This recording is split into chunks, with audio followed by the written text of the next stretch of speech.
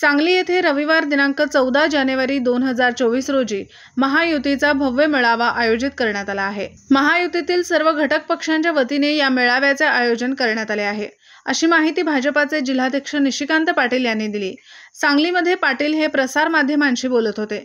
यावेळी राष्ट्रवादीचे जिल्हाध्यक्ष पद्माकर जगदाळे, शिवसेना प्रमुख महेंद्र चंडाळे, भाजपाचे नेते शेखर इनामदार, भाजपाचे नेते दीपक बाबा शिंदे, भाजपाचे शहर जिल्हाध्यक्ष प्रशांत ढंग, जनसुराज्य शक्ती युवा प्रदेशाध्यक्ष समित कदम, आरपीआयचे पश्चिम महाराष्ट्र सचिव जगन्नाथ ठोकळे, आरपीआयचे जिल्हाध्यक्ष राजेंद्र खरात, आरपीआयचे युवा जिल्हाध्यक्ष श्वेतपद्म कांबळे, पीआरपीचे जिल्हाध्यक्ष महेंद्र गाडे, आरपीआयचे शहर जिल्हाध्यक्ष पोपटराव कांबळे, प्रहार संघटना सुनील बागडे हे उपस्थित होते।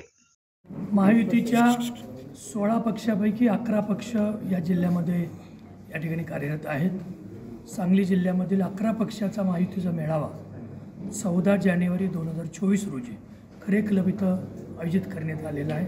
ही माहिती देण्यासाठी आज पत्रकार परिषदेचं आयोजन केलेलं होतं। 11 पक्षाचे सगळे प्रमुख पदाधिकारी आजच्या प्रेस कॉन्फरन्सला उपस्थित होते।